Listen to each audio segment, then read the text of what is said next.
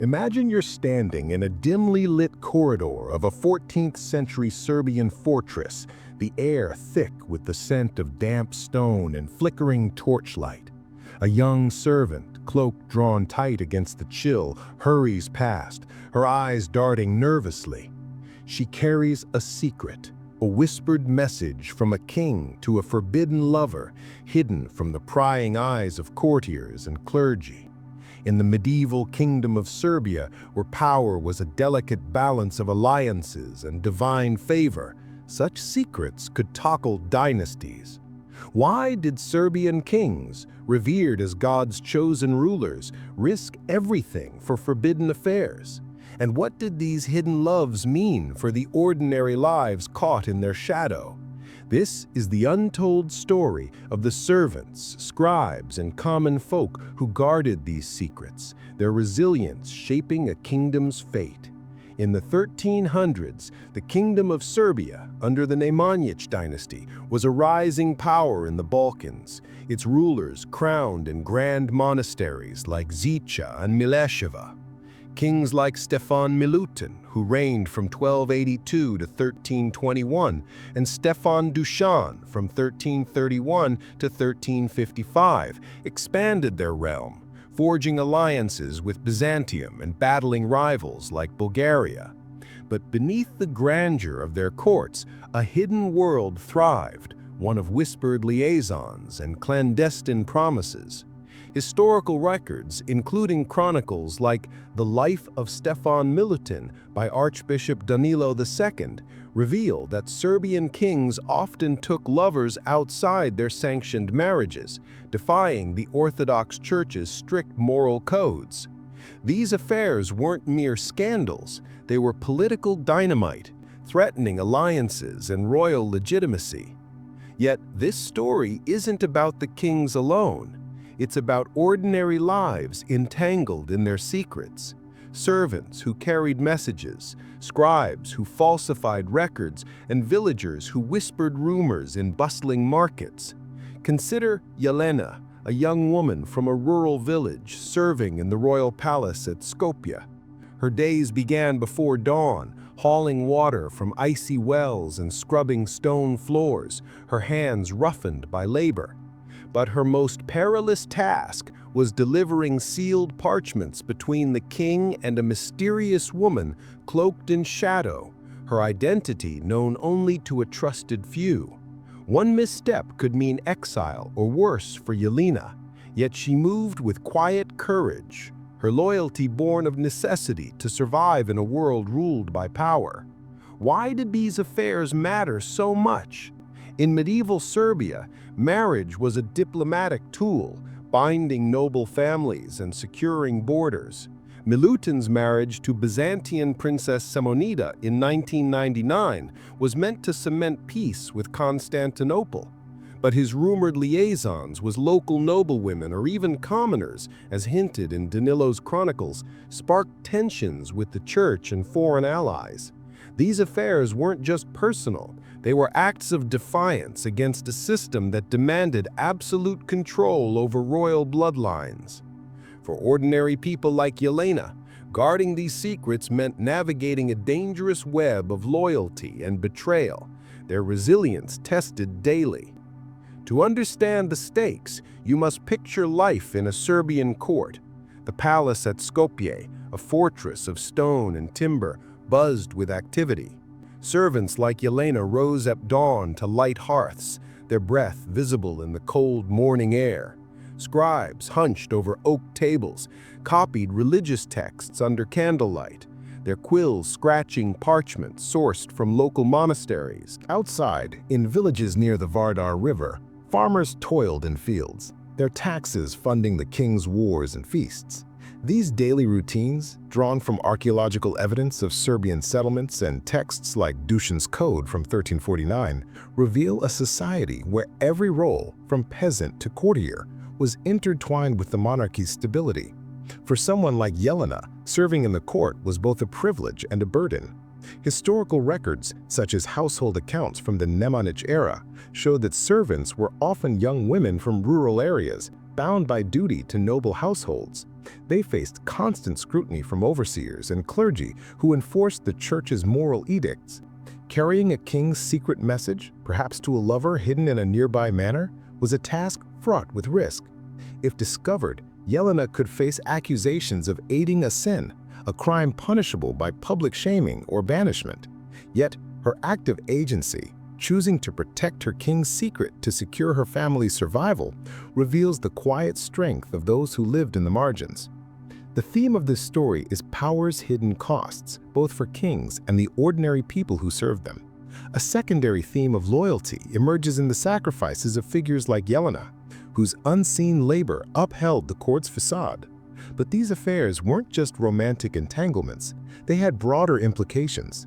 Chronicles suggest Milutin's liaisons strained relations with the church, which excommunicated him briefly in 1299, as recorded by Danilo II.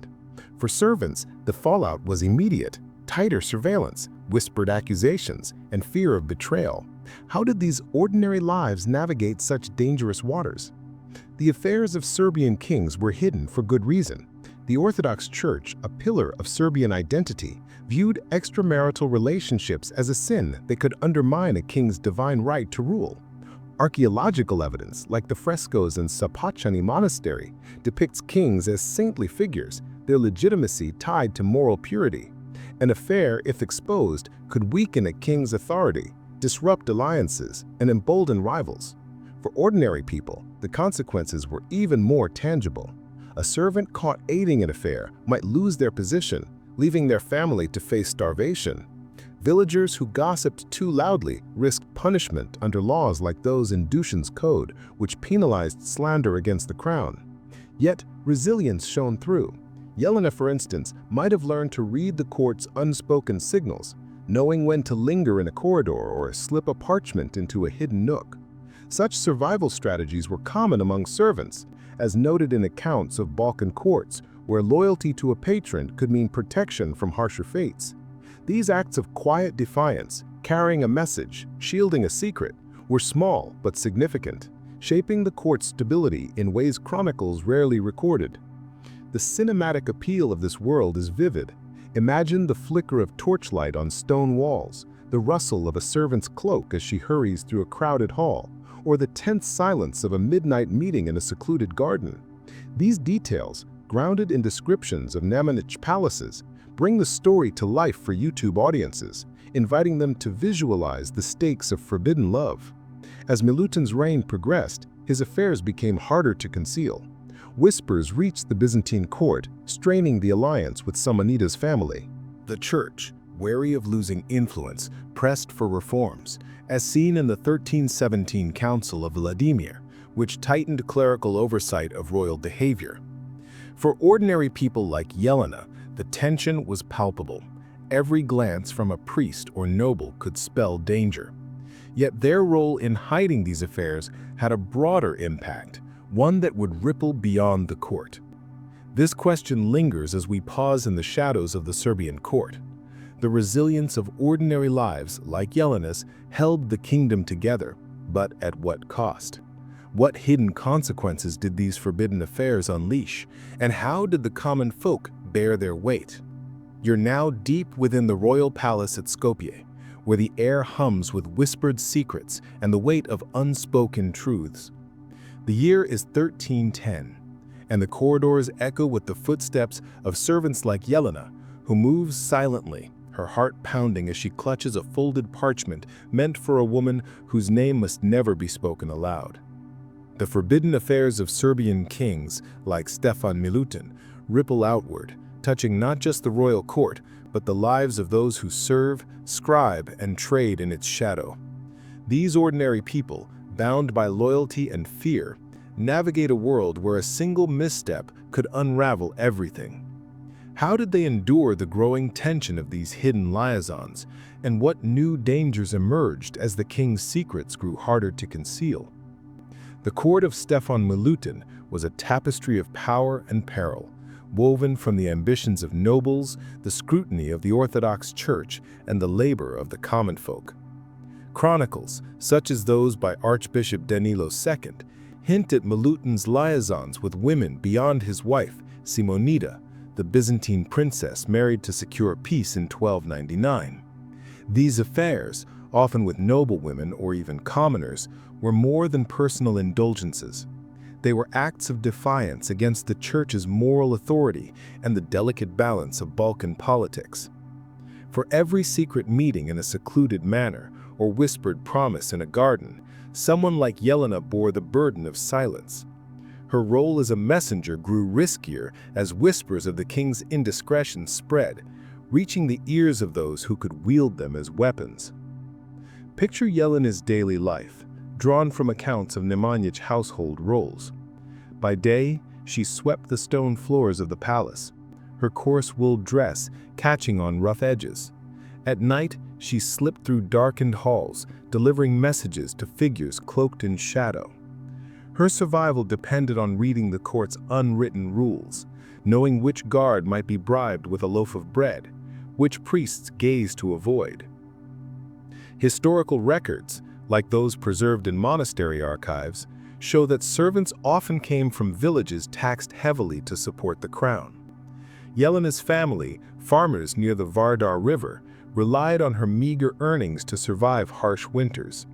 Her loyalty to the king, born of necessity, was a quiet act of endurance, a testament to the resilience of those who lived on the margins. But Yelena wasn't alone in this web. Enter Marco, a scribe in the royal chancery, whose quill scratched out charters and letters under flickering candlelight. Based on descriptions of scribal work in Serbian monasteries, Marco was a young man of modest birth, trained by monks to read and write. His role gave him access to the court's secrets, including coded messages that hinted at the king's affairs. One night, tasked with copying a letter, Marco noticed a name, a woman not the queen, slipped into a diplomatic missive. To alter or omit it risked his life, yet to include it could expose the affair. His choice to obscure the name, smudging ink to make it illegible, was a small act of agency, protecting both the king and himself. Such moments, unrecorded in chronicles, reveal how ordinary lives shaped the course of history. The broader context of these affairs was a kingdom under strain. The Orthodox Church, as depicted in frescoes at Sopocani and Mileševa, held immense power, portraying kings as divine stewards. Milutin's liaisons, noted in Danilo's chronicles, led to a brief excommunication in 1299, a scandal that shook the court.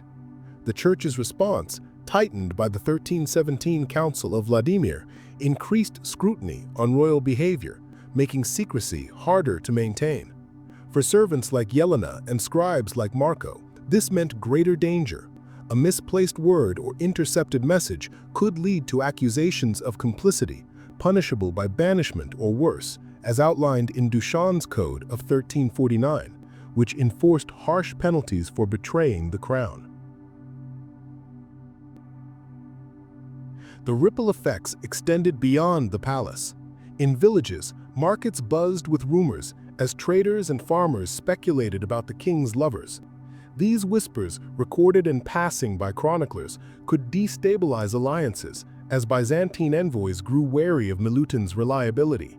For ordinary folk, gossip was a double-edged sword, a way to assert agency by sharing forbidden knowledge, but also a risk of punishment for slander. Yet their resilience shone through. Villagers, like those near Skopje, adapted by weaving these stories into their oral traditions, preserving them in songs and tales that outlasted the kings themselves. The cinematic appeal of this world unfolds vividly. Picture Yelena slipping through a moonlit courtyard, her breath catching as a guard's shadow looms nearby, or Marco's trembling hand as he smudges ink to hide a dangerous truth. These scenes, grounded in archaeological descriptions of Nemanjić palaces, bring the stakes to life for YouTube audiences, evoking the tension of a court on edge. The theme of power's hidden costs deepens here, as the loyalty of figures like Yelena and Marco becomes both a shield and a chain. A secondary theme of community emerges here, as servants, scribes, and villagers formed an unspoken network to protect the king's secrets, each act of discretion binding them closer.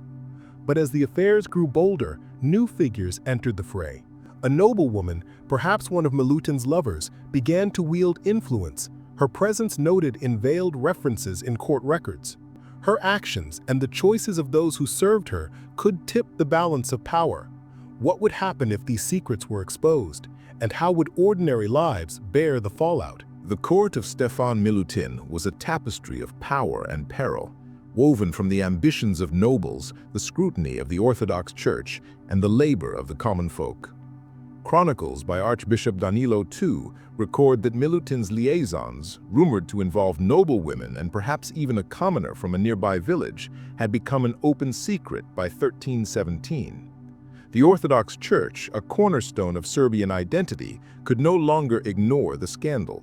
The Council of Vladimir, convened that year, tightened clerical oversight, demanding the king align with moral edicts or face renewed excommunication. Milutin's marriage to Samonida, the Byzantine princess wed in 1999, was already strained, with Byzantine envoys questioning Serbia's loyalty, as noted in diplomatic letters. The court was a powder keg, and ordinary lives like Jelena and Marco's were caught in the spark. Jelena's role as a messenger had become a dangerous dance. Accounts of Nemanjić court life suggest servants were the invisible gears of royal intrigues, their loyalty tested by impossible choices. One night, delivering a parchment to a noblewoman, likely one of Milutin's lovers, hidden near the palace gardens, she overheard a priest plotting to expose the affair to the council. The noblewoman, whose influence is hinted at in court records as a lady of favor, urged Jelena to warn the king. Torn between fear and duty, Jelena chose to act, slipping through the palace's maze of corridors to deliver the warning. Her heart pounded as she dodged guards, her cloak catching on a jagged stone.